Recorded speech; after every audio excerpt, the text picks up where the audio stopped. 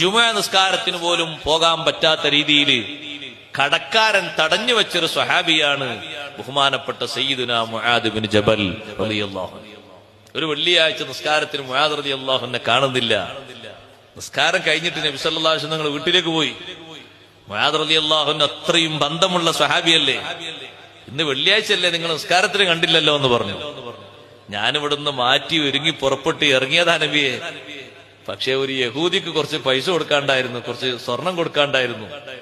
അത് കൊടുക്കാൻ കഴിയാത്തതുകൊണ്ട് അയാൾ എന്നെ തടഞ്ഞു വെച്ചു, എന്നെ വിട്ടില്ല.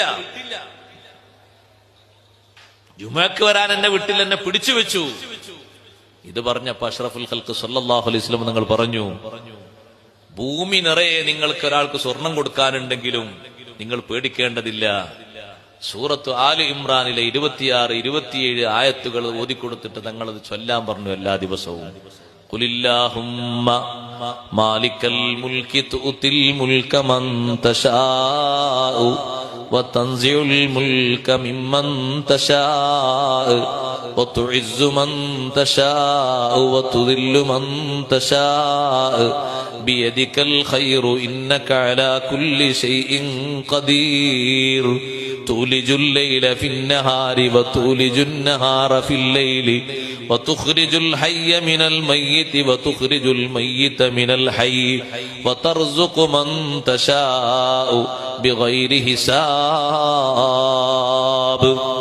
ഈ ആയത്തുകൾ എല്ലാ ദിവസവും ഓതാൻ വേണ്ടി മുആദ് റളിയല്ലാഹു അൻഹുവിനോട് നിർദ്ദേശം കൊടുക്കുന്നു സയ്യിദുനാ റസൂലുള്ളാഹി സ്വല്ലല്ലാഹു അലൈഹി വസല്ലം. അല്ലാഹുവിനെ വിളിക്കുന്നത് മാലിക്കുൽ മുൽക്ക് എന്ന ഇസ്മു കൊണ്ടാണ്. ആ ഇസ്മിന് ഒരുപാട് ബഹുമാനങ്ങളുണ്ട്. ചെറിയ ഇസ്മല്ല അത്, ഇസ്മുൽ ആലമാണെന്ന് പല പണ്ഡിതന്മാരും അഭിപ്രായപ്പെട്ട ഇസ്മാണ് മാലിക്കുൽ മുൽക്ക്. അത് വിളിച്ചുകൊണ്ടാണ് അള്ളാഹുവിനോട് കാര്യങ്ങൾ പറയുന്നത്. ആ വഴിയാണ് നമ്മൾ സ്വീകരിക്കേണ്ടത്. മുആദ് റളിയല്ലാഹു അൻഹു ദുആർക്കാൻ പറയുന്നു. ആയത്തുകൾ ഓതിയിട്ട് ദുആർക്കുക. അല്ലാഹുമ്മ ഖ്ലി അന്ന ദൈൻ, അല്ലാഹുമ്മ അഗ്നിനി മിനൽ ഫഖർ, കടം നീ വീട്ടി തരണം, ദാരിദ്ര്യത്തിൽ നിന്ന് മോചനം തരണം, നല്ല ഇസ്സത്ത് തരണം എന്റെ ജീവിതത്തിൽ, ദില്ലത്തിലാക്കരുത് എന്ന ദുആകളൊക്കെ അറബിയിൽ നബി സല്ലല്ലാഹു അലൈഹി വസല്ലം പഠിപ്പിച്ചു കൊടുക്കുകയാണ്. അങ്ങനെ ദുആർന്ന് അത് അനുഭവിക്കേണ്ട ആളുകളാ നമ്മൾ. അല്ലാഹു തആല തൗഫീഖ് നൽകുമാറാകട്ടെ.